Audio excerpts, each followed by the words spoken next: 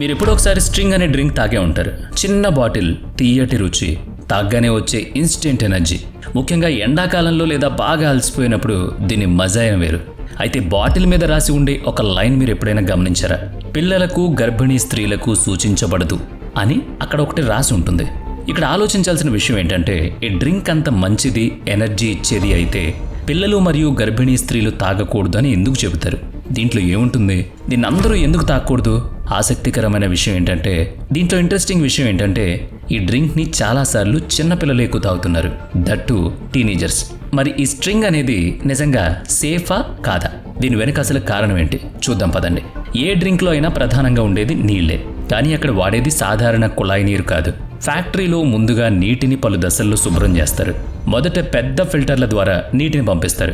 ఆ తర్వాత reverse osmosis అంటే RO ప్రాసెస్ ద్వారా ఫిల్టర్ చేస్తారు.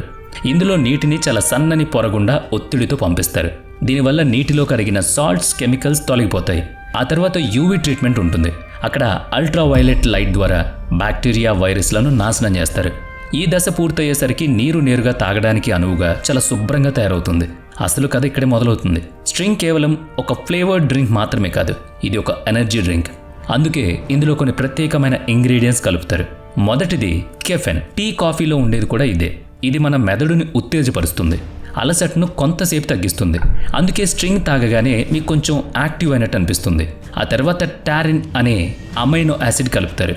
ఇది కండరాలు, నర్వస్ సిస్టమ్ను సపోర్ట్ చేస్తూ శరీరంలోని పలు ఫంక్షన్లకు సహాయపడుతుంది.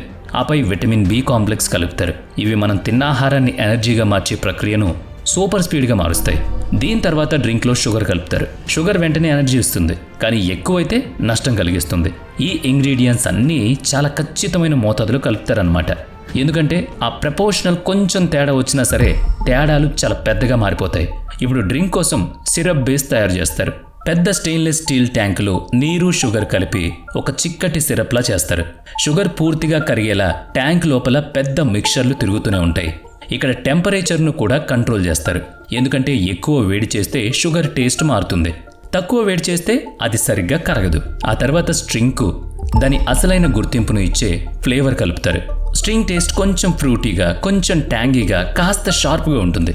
పలు రకాల ఫ్లేవరింగ్ కాంపౌండ్స్ను కలిపి దీన్ని ఇలా తయారు చేస్తారు. ఇందులో కొన్ని న్యాచురల్ ఎక్స్ట్రాక్ట్స్ మరియు కొన్ని ఆర్టిఫిషియల్ ఫ్లేవర్స్ మాలిక్యూల్స్ కూడా ఉంటాయి. ఇవి చాలా తక్కువ మోతాదులో ఉన్నప్పటికీ మొత్తం డ్రింక్ క్యారెక్టర్ను ఇవే డిసైడ్ చేస్తాయి. ఫ్లేవర్ సైంటిస్టులు ఎన్నో ట్రయల్స్ చేసిన తర్వాత ఒక ఫైనల్ టేస్ట్ను ఫిక్స్ చేస్తారు. అందుకే ప్రతి బాటిల్లో రుచి ఒకేలా ఉంటుంది. ఒక రంగు విషయానికి వస్తే న్యాచురల్ డ్రింక్ రంగు ప్రతిసారి ఒకేలా ఉండకపోవచ్చు. అందుకే ఇందులో ఫుడ్ గ్రేడ్ కలర్స్ కలుపుతారు. ఇది పూర్తిగా సేఫ్. ప్రతి బాటిల్ చూడడానికి ఒకేలా ఆకర్షణీయంగా కనిపించేలాగా స్టిక్కరింగ్ చేస్తారు. తర్వాత ప్రాసెస్ కార్బొనేషన్. ఈ దశలో డ్రింక్లో కార్బన్ డయాక్సైడ్ గ్యాస్ కలుపుతారు. ఈ పని హై ప్రెషర్లో జరుగుతుంది. డ్రింక్లో గ్యాస్ కరిగిన తర్వాత ఆ బాటిల్ లోపలే పడిపోతుంది. ఈ బాటిల్ ఓపెన్ చేయగానే ప్రెషర్ తగ్గి ఆ గ్యాస్ బయటకు వస్తూ ఫిజ్ అనే సౌండ్ వస్తుంది. ఈ ఫిజ్ వల్లే స్ట్రింగ్ మరింత రిఫ్రెష్గా అనిపిస్తుంది. ఆ తర్వాత డ్రింక్ను పాశ్చరైజేషన్ ప్రాసెస్ ద్వారా పంపిస్తారు. ఇందులో డ్రింక్ను 90 degrees ఉష్ణోగ్రత దగ్గర కొంత సమయం పాటు వేడి చేస్తారు. దీనివల్ల హానికరమైన బ్యాక్టీరియా, మైక్రో ఆర్గానిజమ్స్ ఏవైనా ఉంటే చనిపోతాయి. డ్రింక్ ఎక్కువ కాలం పాడవకుండా ఉంటుంది. ఆపై హోమనైజేషన్ జరుగుతుంది. ఇందులో డ్రింక్ను చాలా హై ప్రెషర్ ద్వారా పంపిస్తారు. ఇప్పుడు అందులోని పార్టికల్స్ అన్నీ చాలా చిన్నవిగా, సమాంతరంగా మారిపోతాయి. దీనివల్ల డ్రింక్ లేయర్లుగా విడిపోదు. తాగే ప్రతి సిప్ చాలా స్మూత్గా, ఫ్రెష్గా ఉంటుంది. ఇలా తయారైన డ్రింక్ను పెద్ద సీల్ ట్యాంకుల్లో స్టోర్ చేస్తారు. డ్రింక్ పాడవకుండా ఉండేందుకు ఈ ట్యాంకుల్లో టెంపరేచర్, క్లీన్లీనెస్ చాలా జాగ్రత్తగా మెయింటైన్ అవుతూ ఉంటాయి. ఒక్కోసారి డ్రింక్ వారాల పాటు లేదా నెలల తరబడి అక్కడే స్టోర్ అవుతుంది. ఇక్కడి నుంచే బాటిలింగ్ ప్రాసెస్ మొదలవుతుంది. ముందుగా ఖాళీ బాటిళ్లను మెషిన్లో కడిగి ఎలాంటి కాలుష్యం లేకుండా శానిటైజ్ చేస్తారు. ఆ తర్వాత ఆటోమేటిక్ ఫిల్లర్స్ ద్వారా ప్రతి బాటిల్లో ఖచ్చితమైన మోతాదులో డ్రింక్ నింపి వెంటనే క్యాప్ పెట్టేస్తారు. ఆ ప్రాసెస్ ఎంత వేగంగా జరుగుతుందంటే కేవలం 1 నిమిషంలో 100 బాటిళ్లు తయారైపోతాయి. ఆ తర్వాత ప్రతి బ్యాచ్ నుంచి శాంపిల్స్ తీసి ల్యాబ్ టెస్టింగ్ చేస్తారు. ఇక్కడ టేస్ట్, అసిడిటీ, షుగర్ లెవెల్ మరియు సేఫ్టీ పారామీటర్స్ అన్నీ చెక్ చేయబడతాయి. అంతా పర్ఫెక్ట్గా ఉంటేనే ఆ బాటిల్ బయటకు వస్తుంది. ఒక చిన్న స్టింగ్ బాటిల్ వెనుక ఇన్ని సైంటిఫిక్ కంట్రోల్ ప్రాసెస్ ఉంటాయి. ఇప్పుడు మళ్ళీ మనం మొదటి ప్రశ్న దగ్గరకు వద్దాం. అసలు పిల్లలకు, గర్భిణీ స్త్రీలకు ఇది ఎందుకు సూచించరు? దానికి అతిపెద్ద కారణం కెఫెన్. పెద్దలకు ఒక లిమిట్ వరకు కెఫెన్ పర్వాలేదు, కానీ పిల్లల శరీరంపై దీని ప్రభావం చాలా వేగంగా పడుతుంది. ఇది వాళ్ళ నిద్రను పాడు చేస్తుంది, హార్ట్ బీట్ పెంచుతుంది, అలాగే ఏకాగ్రత దెబ్బతీసేలా చేస్తుంది. ఒక గర్భిణీ స్త్రీలు ఎక్కువ కెఫెన్ తీసుకోవడం చాలా రిస్క్. ఇది కడుపులోని బిడ్డ ఎదుగుదలపై ప్రభావం చూపిస్తుంది. అంతేకాకుండా ఇందులో షుగర్ కూడా చాలా ఎక్కువ మోతాదులో ఉంటుంది. అది మరీ డేంజర్. ఇన్ని ఆరోగ్య సమస్యలు వస్తాయన్నమాట. అందుకే ప్రజలు దీన్ని అర్థం చేసుకుని పరిమిత మోతాదులు తాగుతారని కంపెనీలు ముందే వార్నింగ్ ఇస్తాయి. కాబట్టి మరోసారి మీరు స్టింగ్ బాటిల్ ఓపెన్ చేసినప్పుడు కేవలం దాని రుచి మాత్రమే కాదు, దాని వెనుకున్న ప్రాసెస్ను కూడా గుర్తు చేసుకోండి. స్టింగ్ మనకు ఇన్స్టెంట్ ఎనర్జీ ఇస్తే భోజనం తర్వాత ప్రతి భారతీయుల ఇంట్లో ఎంతో ఇష్టంగా తినే మరో వస్తువు కూడా ఉంది. అదే హాజ్మోలా. కొంచెం ఎక్కువ తిన్నా, పొట్ట బరువుగా అనిపించినా ఒక్క హాజ్మోలా వేసుకుంటే అంత సెట్ అయిపోతుంది. కానీ ఈ చిన్న గోళీ అసలు ఎలా తయారవుతుందో మీరు ఎప్పుడైనా ఆలోచించారా? ఈ హాజ్మోలా వెనుక ఉన్న ఫ్యాక్టరీ ప్రాసెస్, దాని ఆసక్తికరమైన కథ గురించి ఇప్పుడు తెలుసుకుందాం. నిజానికి హాజ్మోలా తయారీ ఏదో ఫ్యాక్టరీలో మొదలవదు, పొలాల్లో మొదలవుతుంది. భారతదేశంలో వివిధ ప్రాంతాల్లో రైతులు పండించే పంటలే ఈ హాజ్మోలా తయారీలో వాడతారు. ఇందులో అత్యంత ముఖ్యమైనది జీలకర్ర. జీలకర్రను ముఖ్యంగా వేడి, పొడి వాతావరణం ఉన్న ప్రాంతాల్లో పండిస్తారు.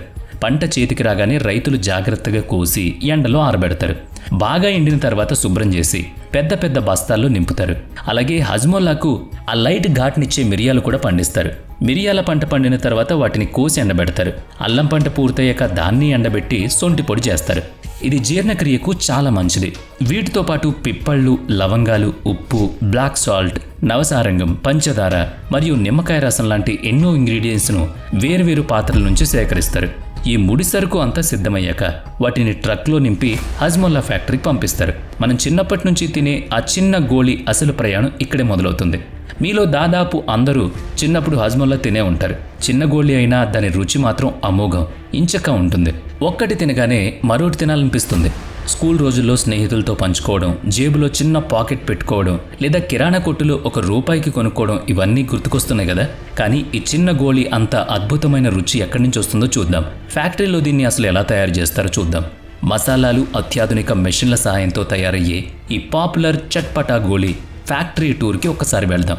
ఫ్యాక్టరీలోకి రాగానే ముందుగా ఎండు జీలకర్రను ఒక పెద్ద రోస్టింగ్ మెషిన్లో వేస్తారు. ఈ మెషిన్ లోపల జీలకర్రను సుమారుగా 130 డిగ్రీల సెల్సియస్ ఉష్ణోగ్రత దగ్గర వేడి చేస్తారు. ఇలా స్టోర్ చేయడం వల్ల జీలకర్ర సువాసన, రుచి 2 రెట్లు పెరుగుతాయి. జీలకర్ర బాగా రోస్ట్ అయిన తర్వాత అందులో మిగతా మసాలాలన్నీ కలుపుతారు. మిరియాలు, సొంఠి పొడి, లవంగాలు, పిప్పళ్ళు, ఉప్పు, బ్లాక్ సాల్ట్ మరియు పంచదార వేస్తారు. మొదట వర్కర్లు వీటన్నిటినీ ఒక పెద్ద కంటైనర్లో వేసి బాగా మిక్స్ చేస్తారు. ఈ స్టెప్ చాలా ముఖ్యం, ఎందుకంటే మసాలాలు సరిగ్గా కలవకపోతే ప్రతి గోళీ రుచి మారిపోతుంది. అన్నీ బాగా కలిసాక ఈ మొత్తం మిశ్రమాన్ని పవర్ఫుల్ గ్రైండర్ మెషిన్లో వేస్తారు. ఈ మెషిన్ మెల్లగా ఆ మసాలాలన్నిటినీ చాలా మెత్తటి పౌడర్లా గ్రైండ్ చేస్తాయి. కానీ ప్రాసెస్ ఇక్కడితో ఆగిపోలేదు. క్వాలిటీ కోసం ఈ పౌడర్ను ఒకటి కాదు, పలు దశల్లో గ్రైండ్ చేస్తారు. ఆ అడ్వాన్స్డ్ మిక్సర్లు, గ్రైండర్ల వల్ల మసాలాలన్నీ పూర్తిగా మెత్తగా ఒకేలా మారుతాయి. పౌడర్ పూర్తిగా రెడీ అయ్యాక దాన్ని ఒక ప్రత్యేకమైన జల్లెడ పట్టే మెషిన్కు పంపిస్తారు. పౌడర్లో ఏవైనా 3 మిల్లీమీటర్ల కంటే పెద్ద పలుకులు మిగిలిపోతే మెషిన్ వాటిని వేరు చేసి మళ్ళీ క్రష్ చేస్తుంది. ఇప్పుడు హాజ్మోలా గోళీలు తయారు చేసే అత్యంత ఆసక్తికరమైన దశకు వస్తాం. పౌడర్తో నిండిన కంటైనర్ను ఆటోమేటిక్ టాబ్లెట్ మేకింగ్ మెషిన్కు కనెక్ట్ చేస్తారు. ఈ మెషిన్ చాలా స్పీడ్గా, పర్ఫెక్ట్గా పనిచేస్తుంది. సుమారుగా 25 RPM స్పీడ్తో పనిచేస్తూ ఈ మెషిన్ దాదాపు గంటకు 2 లక్షల హాజ్మోలా గోళీలను తయారు చేయగలదు. మెషిన్ లోపల హై ప్రెషర్ ఉపయోగిస్తారు. పౌడర్ చిన్న చిన్న అచ్చుల్లోకి వెళ్ళగానే మెషిన్ దాన్ని గట్టిగా ఒత్తి గోళీ ఆకారంలోకి మారుస్తుంది. కొన్ని సెకండ్ల వ్యవధిలో చిన్న చిన్న హాజ్మోలా గోళీలు బయటకు వస్తాయి. భారతదేశంలో దీనికి ఉన్న డిమాండ్ వల్ల ఫ్యాక్టరీలో ప్రతిరోజు లక్షల్లో కాదు, కోట్ల కొద్దీ గోళీలు తయారవుతాయి. ఆ తర్వాత ఈ గోళీలు కన్వేయర్ బెల్ట్ ద్వారా ప్యాకేజింగ్ సెక్షన్కు వెళ్ళిపోతాయి. ఇక్కడ మెషిన్లు ఈ గోళీల్ని లెక్కపెట్టి చిన్న చిన్న ప్యాకెట్లలో ప్యాక్ చేస్తాయి. ఇక్కడ నాకు ఒక ఆసక్తికరమైన విషయం గుర్తొస్తుంది. నేను చిన్నప్పుడు ₹1 హాజ్మోలా కొన్నప్పుడు ఆ ప్యాకెట్లో 6 గోళీలు వచ్చేవి, అంటే 6 చాక్లెట్లు అన్నమాట. కానీ ఇప్పుడు అదే ₹1 ప్యాకెట్లో కేవలం 4 గోళీలు మాత్రమే వస్తున్నాయి. అంటే కాలక్రమంలో ప్యాకేజ్ అలాగే ఉన్న గోళీల సంఖ్య కొంచెం తగ్గింది. ప్యాకింగ్ పూర్తయ్యాక ఆ చిన్న ప్యాకెట్లను డబ్బాలో పెడతారు. ఆ డబ్బాలను పెద్ద కాటన్ బ్యాగ్స్లో నింపి మార్కెట్కు తరలిస్తారు. వీడియో నచ్చితే లైక్ చేయండి, షేర్ చేయండి. ఇప్పటి వరకు మన ఛానల్ని సబ్స్క్రైబ్ చేయనట్లయితే ఇప్పుడే సబ్స్క్రైబ్ చేసుకుని పక్కనే ఉన్న బెల్ ఐకాన్పై క్లిక్ చేయండి. నెక్స్ట్ వీడియోలో మళ్ళీ కలుద్దాం. Thanks for watching.